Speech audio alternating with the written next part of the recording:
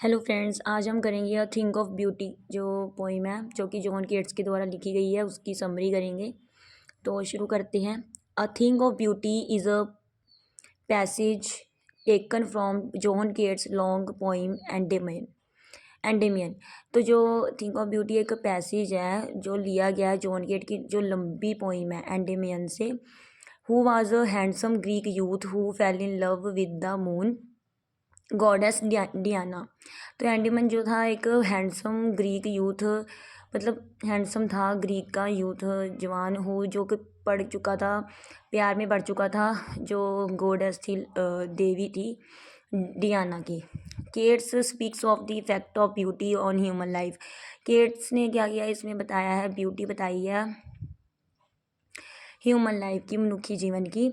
तो beauty has the power to remove all sufferings in life and can bring cheerfulness and brightness. तो beauty में ये power होती है कि वो रिमूव कर देती है, ख़त्म कर देती है जो सफरिंग्स, जो दुख होते हैं लाइफ में, और खुशियाँ लाती है। The opening lines are the love of the poet for beauty. जो ओपनिंग शुरू की लाइन्स हैं उसमें पोइट का प्यार दिखाया गया है सुंदरता के लिए। Beauty is a source of joy. Keats tells the fact that beautiful thing is a source of joy and its magic spread everywhere and it increases every time. तो केट्स ने बताया है कि जो फैक्ट, ये सच्चाई बताई है कि जो ब्यूटीफुल थिंग होती हैं, चीज़ें होती हैं, सोर्स ऑफ जॉय, वो मतलब खुशियों का स्रोत होती हैं, एंड इट्स मैजिक, और इनका जो जादू होता है वो फैल जाता है एवरीवेयर, हर हर जगह, और ये हर मतलब ये बढ़ता ही जाता है every time. It does not fade with the passage of time. मतलब ये समय के साथ साथ कभी भी फीका नहीं पड़ता। Every day we face many difficulties and pain, so human becomes inhuman. मतलब एवरी डे मतलब हर रोज़ हम कोई बहुत सारी मुश्किलों का सामना करते हैं, है ना, तब जाकर जो ह्यूमन है वो ह्यूमन बनता है। So they move out from darkness. तब जाकर वो डार्कनेस से मतलब जो उसकी जीवन में बहुत दुख है उससे बाहर आता है। But in spite of all these sorrows and misfortunes of life, beauty moves away and turns into dark. ठीक है, तो मतलब इन सब चीज़ों के अलावा जो सोरोज हैं एंड मिसफॉर्च्यून्स ऑफ लाइफ, इनके अलावा ब्यूटी जो moves away and turns into dark.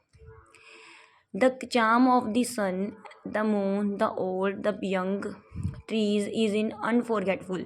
जो सन का चार्म है ना, मून है, ओल्ड यंग ट्रीज, जो ओल्ड है ये यंग ट्रीज हैं, ये अनफॉरगेटफुल है, इनको कभी भूला नहीं जा सकता। The daffodils are which make us to feel delightful. तो जो डैफोडिल्स फ्लावर है वो हमें फील कराता है, खुशी खुशी फील कराता है। ठीक है। The shades of trees act as boon for the people who suffer in sun. तो जो छाँव है दरख्तों की, तो वो एक वरदान है उन लोगों के लिए जो कि सूरज की रोशनी में सफ़र कर रहे होते हैं, झेल रहे होते हैं, सूरज की गर्मी से तंग हुए होते हैं, मतलब, है ना। तो उनके लिए एक वरदान ही है ना ट्रीज़, क्यों उसकी छाँव में बैठ सकते हैं। The blooming of musk rose adds to the fragrance in the atmosphere. जो खिल रहा होता है रोज़ गुलाब, है ना, उसकी जो महक है या खुशबू है वो एटमॉस्फेयर में फैल जाती है, जो कि which forgets our sorrows and multiplies our happy moments. जिसके कारण जो हमारा सोरो है वो हम भूल जाते हैं और अपनी जो खुशी के मोमेंट हैं वो मल्टीप्लाई मतलब दुगने हो जाते हैं। The lovely tales of the past act like an endless fountain. तो जो लवली टेल्स, प्यारी कहानियाँ होती हैं पास्ट की, है ना, वो एक्ट ऐसे करती हैं जैसे कि एक एंडलेस फाउंटेन है, मतलब जिसका कोई अंत नहीं, ऐसा झरना हो। Uses of poetry. The deep meaning and feelings expressed in poetry. मतलब डीप मतलब बहुत ही गहरा, मतलब अर्थ, जो फीलिंग्स हैं इसमें एक्सप्रेस की गई हैं पोइट्री में। Add the beauty of poetry, जो कि मतलब इस पोइट्री की सुंदरता को ऐड करती हैं, मतलब बढ़ाती हैं। Because poetry act as a balm for the wound. क्योंकि पोइट्री जो है वो ऐसे एक्ट करती है जैसे एक हम जख्म पर बाम लगाते हैं।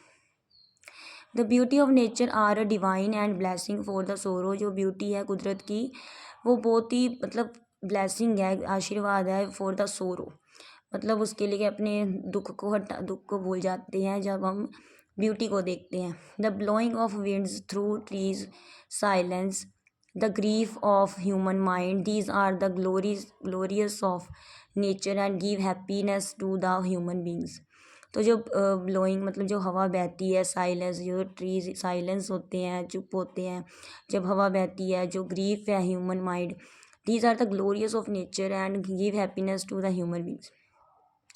ये लाइन नहीं आएगी इसमें, the grief of human mind, बस ये आएगी the blowing of winds through trees silence, जो हवा बहती है, जो दरख्त होते हैं वो चुप होते हैं, और जो हवा बहती है उसकी आवाज़, ये मतलब ग्लोरियस है, शानदार है नेचर का, एंड ये हैप्पीनेस देती है ह्यूमन बींग्स को।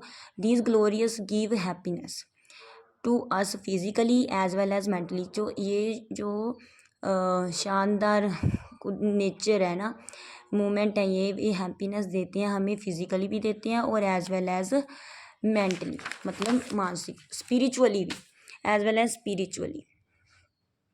When we become one with beauty, it gives the directions of all happiness। जब हम एक हो जाते हैं ब्यूटी के साथ तो ये हमें दिशा देती है, all happiness सभी खुशियों की दिशा दिखाती है या दिशा देती है। The beauty of nature becomes our part of life which provides cheering light। तो जो ब्यूटी ऑफ नेचर है वो हमारा पार्ट बन जाता है ज़िंदगी का, जो कि हमें प्रोवाइड कराता है खुशियों की light. This poem shows rich suggestions about the beauty of nature. इस पोइम में हमें दिखाया गया है, मतलब रिच, अमीरता दिखाई गई है ब्यूटी ऑफ नेचर की, मतलब कुदरत की जो सुंदरता है उसके बारे में बहुत ज़्यादा बताया गया है। तो ये नोट्स हैं अ थिंक ऑफ ब्यूटी, जो कि जॉन केट्स के द्वारा लिखी गई है। Very simple, very easy notes हैं। अगर ये नोट्स आपकी स्टडी में हेल्प करें तो please like this video. Thanks.